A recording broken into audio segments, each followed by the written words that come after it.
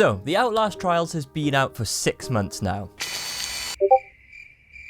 Well, almost 6 months. I've gained my freedom 4 times and I've put in 70 plus hours to the game. In this video, I'm going to go through my thoughts on the game, as well as my likes and dislikes, and what I'd like to see in the future in maybe some form of a few updates. So, let's get into it. And you walk right into that. The fuck's wrong with you?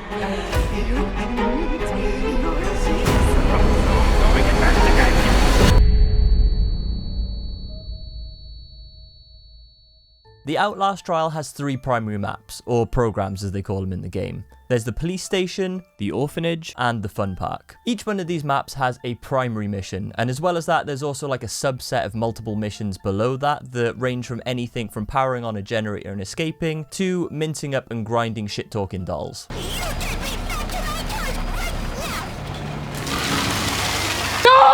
Each program has its own charm, and if I'm being honest, when you're first playing through these, they are really fun. Each one has its own kind of variation and different puzzles that you kind of find on each program and each map, which help to keep it entertaining throughout the entire set of programs. But it's kinda hard to say that's the same case 6 months down the line. As where similar games such as Dead by Daylight introduce new killers, maps, perks and abilities, unfortunately, Outlast didn't follow suit in this way. But that's not to say I don't think they can make changes and updates in the future which could really help with the replayability of this game. I personally think introducing a killer mode where you're able to actually play as some of the enemies in this game would make a huge difference in replayability and would help it kind of match up with similar games in the market. Not only that, I think a killer mode would also make being a survivor considerably more interesting. There would be no more NPCs following predictable routes and knowing how to get away from them. You'd really have to think on your feet a lot more, and the thrill of being chased by someone actually playing as an enemy I think would be considerably better than just constantly up against NPCs. Not only that, I think you could probably introduce some type of reward system as well, so you start off as a very basic enemy, and then the more you down and injure survivors, you end up working your way up the chain, and by the end of it you're playing as either Gooseberry or Coil for a short period of time. And I think by doing something like this, it would really help give some type of replayability to the game and create a lot of variance in maps that you don't normally get at the moment. So, in the Outlast trials, there are a standard set of enemies, ranging from grunts to berserkers to night stalkers and everything else in between. As well as that, there's always a prime asset in the mission, which is either Leyland Coil or Mrs. Gooseberry. Now, to be fair, I really do like the characters they introduced in the Outlast trials, but I would love to see a stronger variation of prime assets in the game. Now, personally, I do think there's a really easy fix to this, just by introducing older characters from the previous Outlast games, such as Chris Walker, Eddie Gluskin, or any other amazing characters they have from the other 2 games. By introducing these, as well as maybe having some type of random selection tabs for prime assets in missions, I think would be a really good way to shake up the actual programs and make them more exciting. Not knowing which prime asset you're going to come up against could really add a cool edge to the game. So, when I first started playing the Outlast trials, this was probably my biggest problem with the game.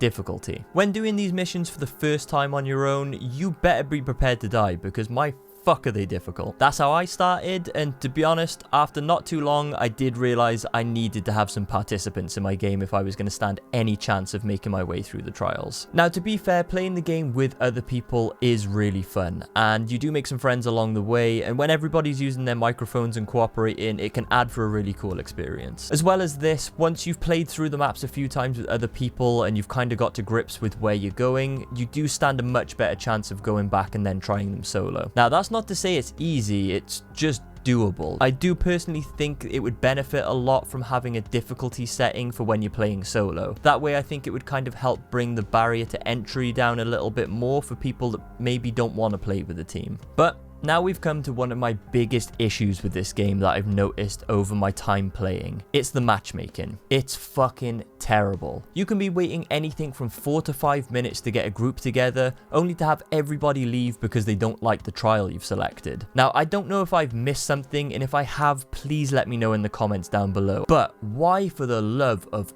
all that's holy, can you not pick a mission with other people who also want to play that mission? That would cut down on so many people leaving a group because you're all playing what you want to play. I honestly can't tell you how much time I've wasted waiting for a group and then having everybody disband before you actually start the trial. So if this somehow gets through to Red Barrels, please introduce something for the matchmaking where you can join specific groups to specific maps.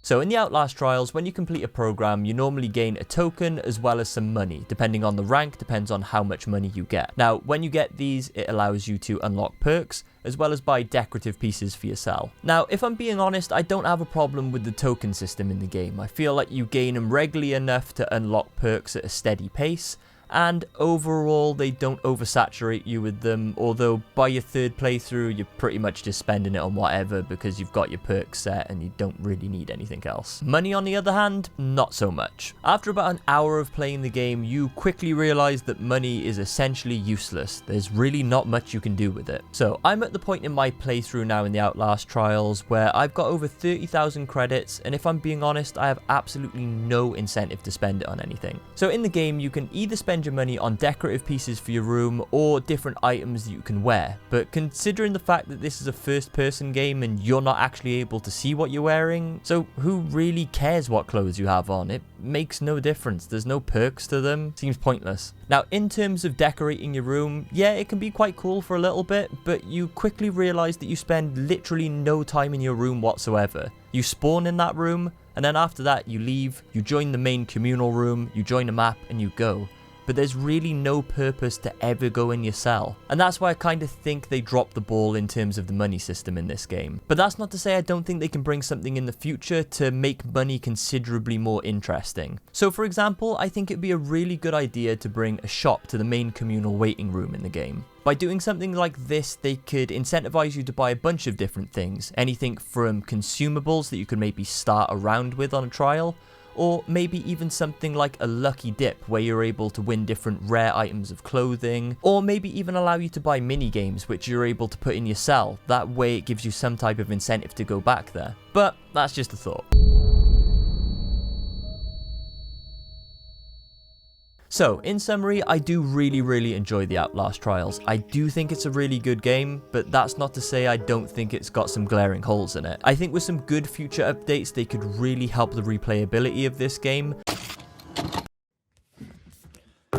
So, I'd actually finished the video at this point, but since then there's been an update from Red Barrels, and it kind of addresses some of the things I brought up during the video, so I thought I'd put it up on the screen now and we'll go through it together. So, on this update it says the next major content update for Halloween includes a new trial, Program 4, new amps, new variators, new customization items, and a new sleep room minigame. They also mentioned that console release has no exact date, but they're working on it, and realistically it's probably coming sometime in early 2024. As well as that, they're also looking to rework matchmaking to make the selection of a trial a group effort, which I hope kind of falls in line with what I was saying earlier, that they should make some type of match selection where you're able to select a specific program and then you join into a group with other people who have also selected the same program as yourself. A new program is going to be a welcomed addition and definitely add some new life into the game, which I think is desperately needed since launch, because those first 3 programs and even X and Omega, the add-ons, haven't really been interesting for me in quite a while. So getting a new change of scenery will be a welcomed addition. I would have liked to see maybe the addition of a prime asset as well with a new program, but that doesn't sound like it's happening, at least not from that small update they've put there. The things such as new amps and, customizable items and stuff like that, that'll definitely add interest for some people, not quite so much for me, but, maybe I'll be surprised. Maybe they will be half decent and it will be something I'll come to use. All in all, I don't think it's going to be enough to keep me interested for very long. Maybe a week or so with a new program, that could be quite fun, but I feel like they still need to do quite a lot more, as I mentioned previously in the video. But yeah, anyway, I just thought it was important to share that update with you all. That's enough from future me. I'm going to hand it back to past me to finish off the video. But yeah, anyway, those are my thoughts on the Outlast trials. If you enjoyed this video, make sure you give it a thumbs up. Let me know what your thoughts are down in the comments. Do you agree or disagree with what I've said? Until then, I'll see you in the next one.